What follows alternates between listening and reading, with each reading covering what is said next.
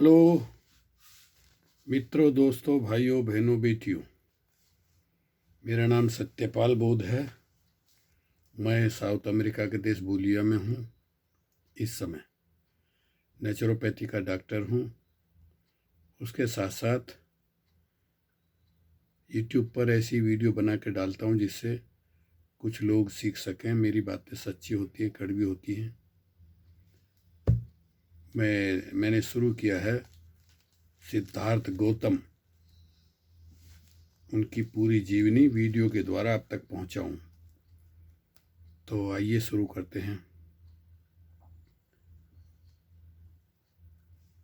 परम पूज्य बोधिसत्व बाबा साहब डॉक्टर अम्बेडकर द्वारा लिखी पुस्तक, आखिरी पुस्तक, बुद्धा एंड इज धम्मा, बुद्ध और उनका धर्म। उन्होंने त्रिपिटक का अध्ययन करके और ये पुस्तक लिखी भारत के बुद्धिस्टों के लिए। जिस तरह से हिंदुओं की वेद, गीता, रामायण, महाभारत एक बाइबिल है, क्रिश्चियनों की बाइबिल है, मुस्लिमों की कुरान है, सिखों के गुरु ग्रंथ है, उसी तरह जो आपको बौद्ध कहते हैं, बुद्धिस्ट हैं भारत के, उनके लिए बुद्धा एंड इज धम्मा। आइए सुनाते हैं। सदा के लिए अभिनिष्क्रमण, कपिल वस्तु से राजगृह। कपिल वस्तु से निकलकर सिद्धार्थ गौतम ने मगध राज्य की राजधानी राजगृह जाने का विचार किया। उस समय राजा बिम्बिसार का राज्य था। यह एक ऐसा स्थान था जहां बड़े बड़े दार्शनिक और पंडित रहते थे। इस विचार से उसने गंगा पार की। उसने गंगा की तेज धारा तक की परवाह नहीं की। रास्ते में वे एक ब्राह्मण स्त्री सखी के आश्रम पर रुका। इसके बाद पद्मा नाम की एक दूसरी ब्राह्मण स्त्री के आश्रम पर रुका और अब रेवत नाम के ब्राह्मण ऋषि के आश्रम पर। सभी ने उसका आतिथ्य किया। उसका व्यक्तित्व, उसकी तेजस्विता और उसका अनुपम सौंदर्य ऐसा था कि उस देश के सभी लोगों को आश्चर्य हो रहा था कि उसने सन्यासी के वस्त्र कैसे धारण किए हैं। उसे देखकर अन्यंत्र जाता हुआ कोई वहीं खड़ा रह गया। वहीं खड़ा खड़ा कोई शीघ्रता से उसके पीछे हो लिया। जो धीरे धीरे चल रहा था वह तेजी से दौड़ने लगा और जो बैठा था वह तुरंत खड़ा हो गया। कुछ ने उसे हाथ जोड़कर नमस्कार किया, कुछ ने सिर झुकाकर आदर प्रदर्शित किया, कुछ ने उसे प्रिय वचनों से संबोधित किया। कोई एक भी ऐसा नहीं था जिसने उसके प्रति अपना आदर का भाव न दिखाया हो। जो रंग बिरंगे कपड़े पहने थे उन्हें उसे देखकर संकोच हुआ। जो व्यर्थ प्रलाप कर रहे थे वो चुप हो गए। कोई भी ऐसा न था जो व्यर्थ के संकल्प विकल्पों में लगा रहा हो। उसकी भौहें, उसका माथा, उसका मुंह, उसका शरीर, उसका हाथ, उसके पांव, उसकी चाल, उसके शरीर का किसी ने कोई भी अंग देखा, वह मंत्रमुग्ध की तरह खड़ा रह गया। बड़ी लंबी और कठिन यात्रा के बाद गौतम राजगृह पहुंचे, जो कि 5 पहाड़ियों से घिरी हुई थी, जो कि पर्वतों से सम्यक सुरक्षित और अलंकृत थी, और जहां चारों ओर मंगलकारी पवित्र स्थान थे। राजगृह पहुंचकर उसने वहां पांडव पर्वत के नीचे एक जगह चुनी और वहां अपने रहने के लिए पत्तों की एक छोटी सी झोंपड़ी बना ली। कपिल वस्तु से राजगृह पैदल चलकर कोई 400 मील की दूरी पर सिद्धार्थ गौतम ने यह सारी यात्रा पैदल की। सोचिए आप, 400 मील की यात्रा पैदल। राजा बिंबिसार और उसका परामर्श। दूसरे दिन वह उठा और उसने भिक्षा पात्र हाथ में ले भिक्षाटन के लिए नगर में जाने की तैयारी की। उसके इर्द गिर्द बड़ी भीड़ इकट्ठी हो गई। मगध नरेश श्रेणीय बिंबिसार ने अपने महल के बाहर लोगों का जमघट देखा। उसने कारण जानना चाहा। एक दरबारी ने उसे इस प्रकार कारण बताया, जिसके बारे में ब्राह्मणों ने भविष्यवाणी की थी कि ये या तो बुद्ध होगा या चक्रवर्ती राजा होगा। ये वही शाक्य पुत्र है जो अब सन्यासी हो गया है। उसी पर लोग नजर गड़ाए हैं। राजा ने यह बात सुनी। इसके अर्थ पर विचार किया तो उसने तुरंत दरबारी को कहा, पता लगाओ वह किधर जा रहा है। दरबारी आज्ञा पाकर राजकुमार के पीछे पीछे चला। स्थिर दृष्टि मात्र 2 गज ही आगे देखते हुए शांत स्वर नपे तुले कदम वाला वह श्रेष्ठ परिव्राजक भिक्षाटन के लिए चला तो उसकी इंद्रियां तथा चित्त पूर्ण रूप से संयत थे।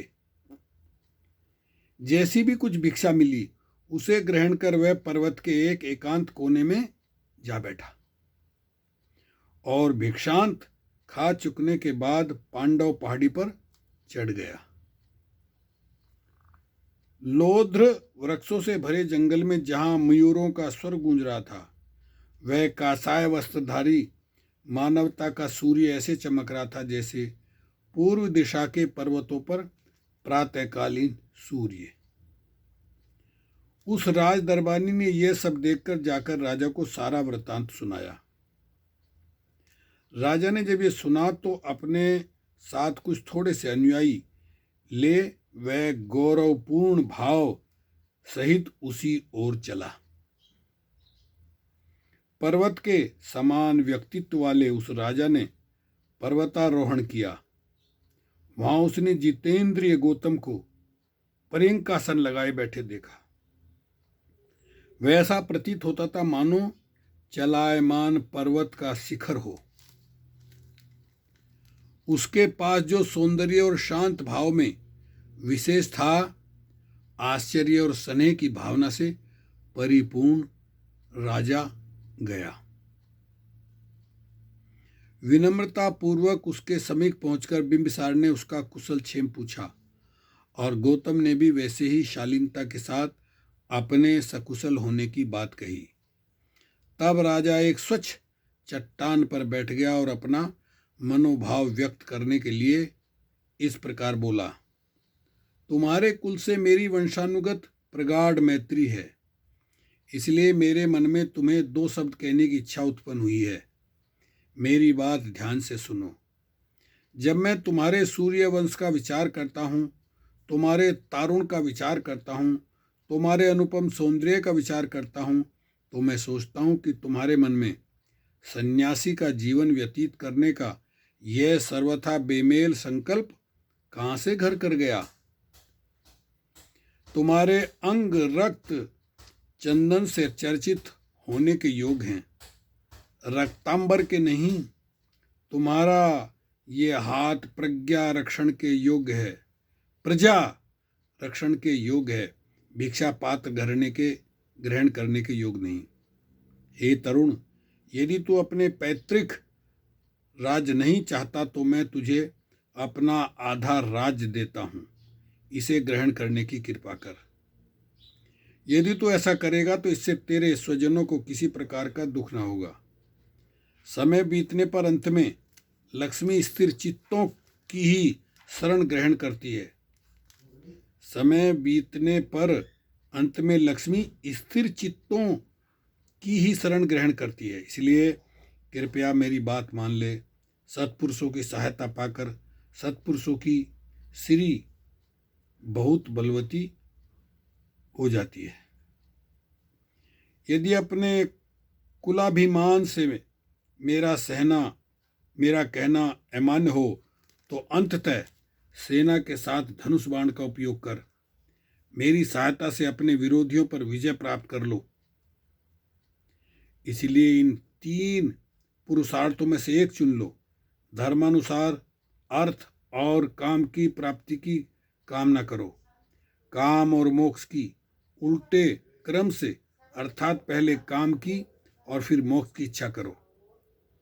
जीवन के धर्म, अर्थ, काम, यही तीन उद्देश्य हैं।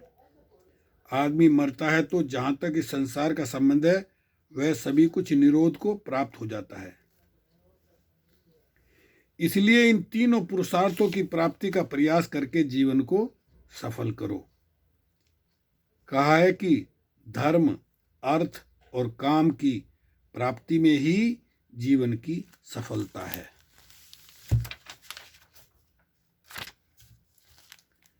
इस धनुष बाण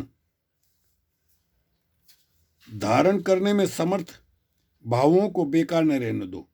इस पृथ्वी का तो कहना ही क्या, इनमें तीनों लोगों को जीत लेने का सामर्थ्य है। मैं जो ये सब कह रहा हूं, इसमें मात्र मेरा स्नेह ही कारण है। न तो मैं ये राज्य लोभ से कह रहा हूं और न तुम्हारा ये तपस्वी भेष देखकर उत्पन्न हुई अभियान भावना से ही कह रहा हूं। मेरे दिल में दया है और आंखों में आंसू हैं। हे अपने कुल के अभिमान, हे तपस्या के इच्छुक, अभी समय है, काम भोगों का आनंद ले। बाद में बुढ़ापा आ जाएगा और इस तेरे सौंदर्य को म्लान कर देगा। बुढ़ापे में आदमी पुण्य करके धर्मार्जन कर सकता है। बुढ़ापे में आदमी विषय भोग के आयोग हो जाता है। इसलिए कहा जाता है कि तरुण के लिए विषय भोग है, मध्य वयस्क के लिए धन है और वृद्ध के लिए धर्म है। इस संसार में तारुण का धन और धर्म से विरोध है, क्योंकि काम सुखों को कितना ही सुरक्षित रखा जाए, वे सुरक्षित रखे ही नहीं रह जा सकते। इसलिए जब और जहां भी सुख भोग प्राप्त हो वहां उनका उपभोग कर लेना चाहिए। वार्धक्य विचार प्रवधान होता है। यह स्वभावतः गंभीर और शांत रहता है। बिना प्रयास के ही यह संयत भाव को प्राप्त हो जाता है। इसलिए वंचक, अस्थिर, बाह्य विषयों में अनुरक्त, असावधान, धैर्यवान, अदूरदर्शी तरुण के गुजर जाने पर लोगों को ऐसा लगता है कि मानो किसी भयानक जंगल में से सुरक्षित निकल आए। इसलिए इस तिमिराच्छन्न तारुण को गुजर जाने दो। हमारा आरंभिक जीवन सुख भोग के लिए है। इस समय इंद्रियों को काबू में रखा ही नहीं जा सकता। और यदि धर्म में ही तेरी विशेष रुचि है तो अपने कुल धर्म के अनुसार यज्ञ कर, क्योंकि यज्ञ करने से ऊंचे से ऊंचा मार्ग, ऊंचे से ऊंचा स्वर्ग प्राप्त किया जा सकता है।